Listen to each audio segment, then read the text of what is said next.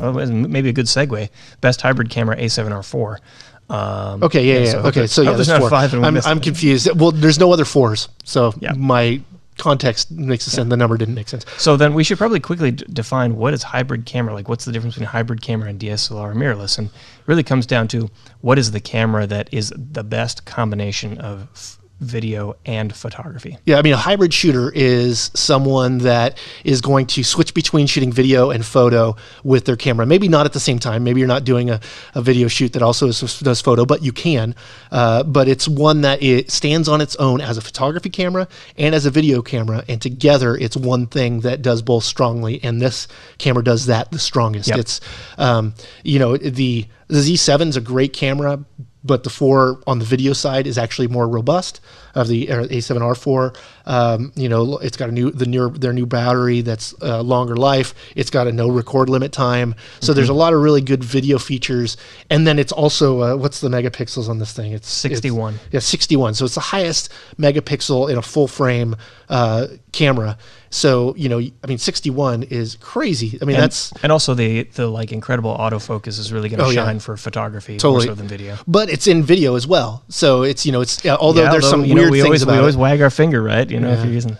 So it's clearly the autofocus is way more important for photographers than videographers. Anyway, yeah, so. I mean, it always comes down to, well, I've always not recommended autofocus because it's not ever been good enough, right? Sure. And so it's like, well, you want to control it and that kind of thing. Well, if you're doing face tracking, it will be great. I mean, in fact, I think for wedding videographers shooting off a gimbal, that's where autofocus is so necessary, because you're just not going to have enough hands to be able to pull manual focus. But, you know, I wouldn't always have it on because, quite frankly, I want to choose the point of focus. You can make a fantastic motion picture with entirely manual focus on your video camera, cinema camera, but like it's going to be more difficult. Photography, autofocus is essential. So, yeah, especially if you're doing fast, whereas this thing's really fast too. Yeah. So like if you're doing sports photography and that kind of thing, like, you know, once the moment's gone, it's gone. So you need to be able to have multiple shots fast in motion.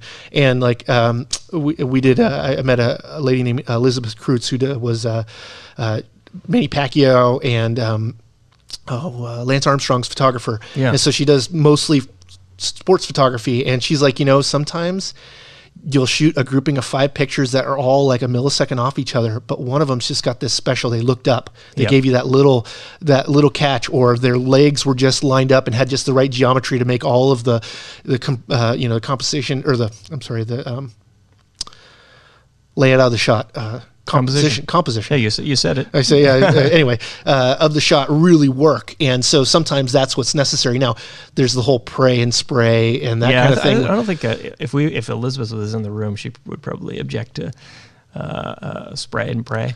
No, I don't know. She was a strong component about it, and in fact, that's why she shot a 1DX Mark II. It was because it could shoot the most frames in a second. So she was okay about it, but she wasn't praying and spraying. She was setting up the shot and getting a lot of different versions of it. Whereas if you're using it like, I'm putting everything on all auto, I'm just pulling the button down when something comes in, and I hope I capture something.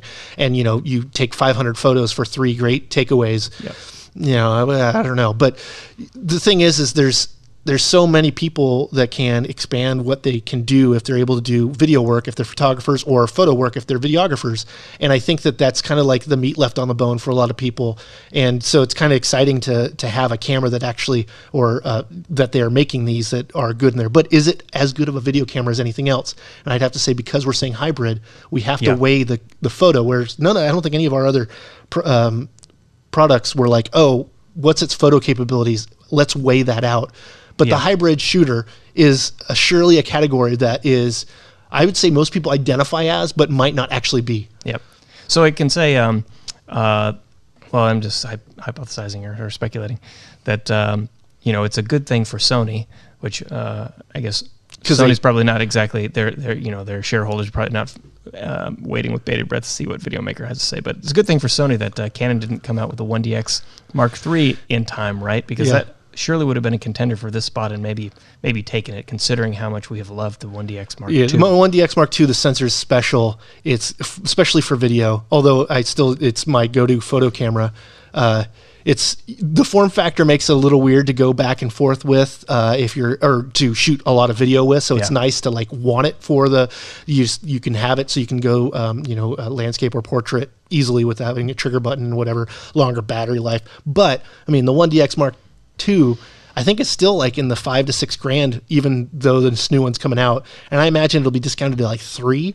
And like the A7R4 is what, 3? I think, or maybe it's 3,400. It's 3,400. 3,400. Yeah. But still, that. I don't think the 1DX Mark III will come anywhere close to that. But that's the A9. Sony's A9 is what's trying to be more competitive with that. And I truly think this is a place where people like heft. So having that smaller mirrorless on a super fast camera, I think that there's a still, especially because you have such specialty people in the sports photography and that kind of the high performance photography type of world, that they're not going to just go mirrorless just because it's quiet, because most of the time it doesn't matter to them. Or you're going to get a crazy amount of rolling shutter because now it's mirrorless. There's just some takeaways that are difficult. But I mean, I know the eye tracking and the even the animal eye AF in the A9 is so crazy. A9 II actually, it's super good, but it's like I just couldn't recommend that camera for a video shooter. It's just a little bit too much. But the A7R4, I think it's a good fit, and like I said, a great lens selection for you to have just about any lens you want, regardless of the brand that you might want to be shooting on. Nikon, Canon, and Sony all have the 24 to 70, the 50 prime. All those lenses that you're going to think. Lenses. Yeah.